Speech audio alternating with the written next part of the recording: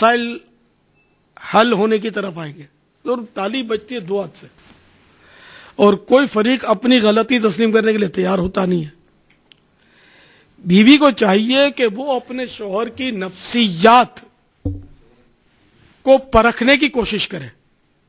جب اس کے مزاج کو پرکھ لے گی تو انشاءاللہ وہ شوہر کی بدمزاجی کا شکار ہونے سے بچی رہے گی. مثلا اب شوہر تھکا ہارا کام کاج سے آیا اور بیوی نے ابھی اس کو بیٹھنے نہیں دیا، دم نہیں لینے دیا، اور شکایتیں شروع کر دی کہ آج مننے نے یوں کیا تھا اور منی نے یہ کیا تھا، اور وہ لائے نہیں، آپ اب کھانا کیسے پکاؤں گی. اب اس طرح اگر گھرجنا برسنا شروع کر دیا اور وہ بیٹھا نہیں تو اس کی گھوم جائے گی، تو لڑائی شروع ہو جائے گی. اور بیوی پیچو تاپ کھاتی رہی ہے کہ یہ لڑتا ہی رہتا ہے. تو یہ لڑتا تو رہتا ہے، لیکن تم نے اسباب بھی تو مہیا کیا، بیچارے کو دم تو لینے دیا ہوتا، مسکرا کر استقبال کیا ہوتا بیچارے کا. اب وہ آیا، تم نے منہ پھلا کر وہ شکایتوں کا پلندہ پکڑا دیا، یا فرمائشیں یاد دلانی شروع کر دی کہ یہ نہیں لائے، وہ نہیں لائے، فلاں لائے، جائیے جلدی لے آئیے، مننے کو دیر ہو رہی ہے، مدرسے جانا ہے. اب وہ بیچارہ گھر میں داخل ہوا، آپ نے آرڈر کر دیا کہ وہ چاول لے آؤ، تو آٹا لے آؤ، تو مرچیں لے آؤ. اس کی تو ظاہر ہے اس کو غصہ تو آئے گا نا کہ تھکا ہارا آیا ہو.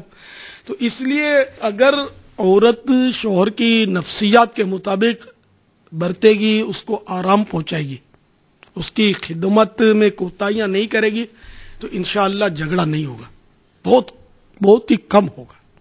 شوہر کو بھی سمجھنا چاہیے کہ وہ بھی اپنے بچوں کی امی کی نفسیات کو پرکھے اور اس کے مطابق عمل کرے، اور اپنے بچوں کی امی کی بغیر شرمائے خدمت بھی کرے. تو اس کو چاہیے کہ وہ بھی پیارے آقا مدینے والے مصطفیٰ صلی اللہ تعالی علیہ وآلہ وسلم کی ان احادیث مبارکہ پر توجہ رکھے، جس میں کہا گیا تمہیں اپنی بیوی کا کام کاج کرنے سے ایسا ثواب ملتا ہے گویا تم نے راہ خدا میں صدقہ دیا. ایک اور حدیث پاک میں ارشاد فرمایا آدمی اگر اپنی زوجہ کو پانی بھی پلائے تو اسے اس کا اجر ملتا ہے.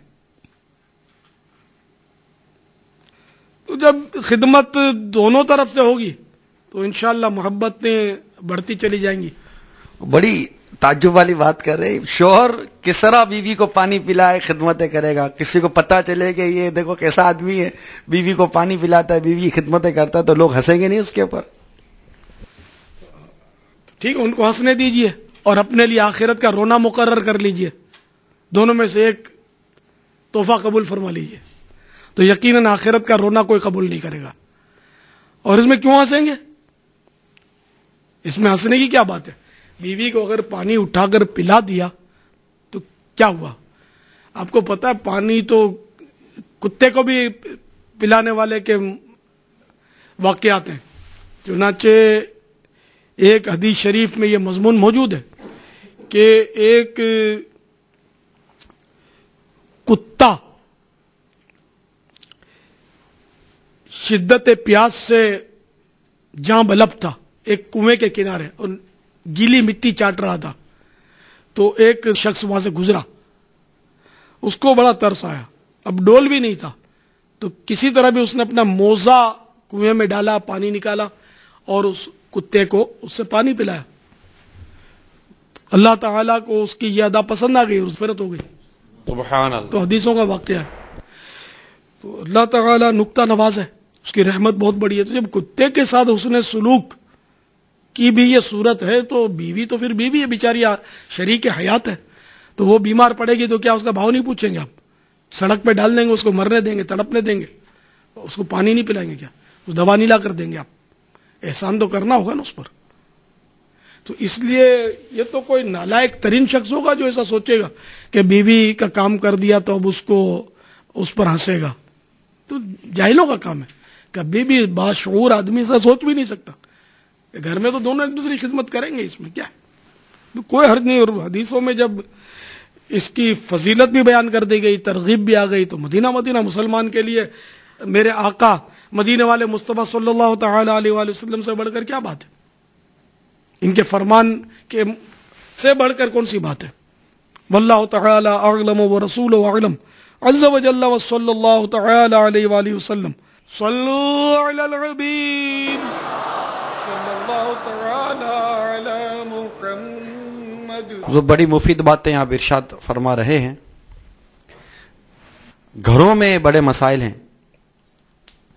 ساس بہو نند کے جھگڑے گھر گھر عام ہوتے چلے جا رہے ہیں. اگر ان جھگڑوں کا حل ارشاد فرما دیں, اللہ تعالیٰ آپ کو اس کی بہترین جزا عطا فرمائے. آمین.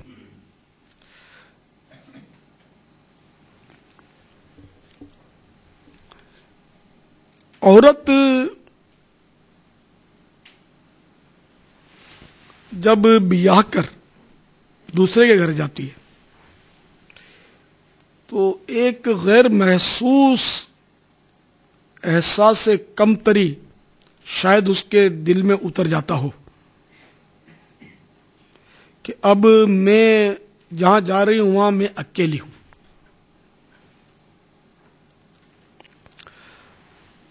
اور اب اگر میں دب کر رہی تو یہ سب مجھ پر قابض ہو جائیں گے, یہ شیطانی وسوسے قابض ہو جائیں گے, اس لیے مجھے کوئی ایسی ترکیب کرنی ہے کہ میں ان پر حاوی رہوں. ظاہر ہے کہ جس ماں نے میرے شوہر کو پالا پوسا بڑا کیا, جس بہن کے ساتھ اس نے زندگی گزاری ہے, انہی کی مانے گا, میری تو مانے گا نہیں. تو میں تو بالکل نوکرانی بن کے رہ جاؤں گی.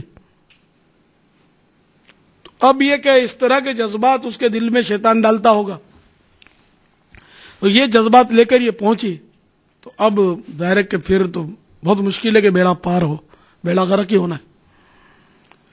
تو اس کو جاتے وقت یہ ذہن بنانا چاہیے کہ اب تک تو میں نے اپنی ماں بہنوں کے ساتھ وقت گزارا, اب مجھے اس خاندان میں وقت گزارنا ہے. اب میری ساس جو ہے یہ ایک طرح سے میری ماں ہے, اور میری نند جو ہے ایک طرح سے میری بہن ہے. جس طرح میں اپنی ماں کی جلی کٹی برداشت کر لیتی ہوں, اب مجھے ساس کی بھی برداشت کرنی ہے. جس طرح میری بڑی بہن مجھے ڈانٹ دیتی ہے اور میں سہ لیتی ہوں, اب اس کو بھی سہ لوں گی. یہ ذہن بنا کر اگر جائے گی نا تو امید ہے کہ مسائل حل ہوتے چلے جائیں گے, کہ جب اس کو ڈانٹ پڑے تو یہ مسکرا کر اس کو سنبھال لے. جب اس پر کوئی الزام آ پڑے تب بھی اس کو اس نے تدبیر کے ساتھ اس کی ترکیب کرے.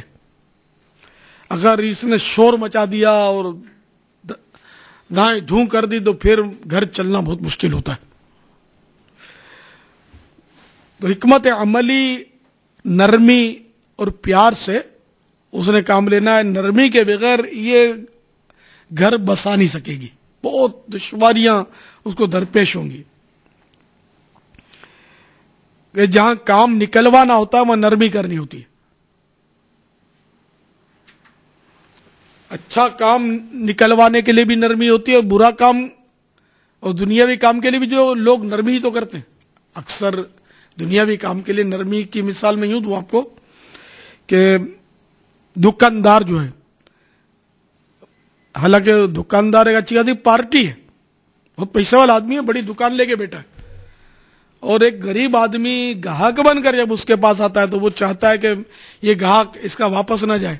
تو کس طرح سلوک کرتا ہے, آئیے تشریف رکھیے, اچھا اچھا اچھا جی, وہ ذرا یہ کپڑے کی دکان ہے, یہ کپڑا دکھائیے ذرا.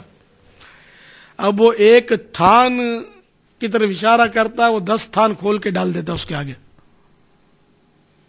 اور اگر یوں لگتا ہے کہ یہ کچھ لے کر جائے گا تو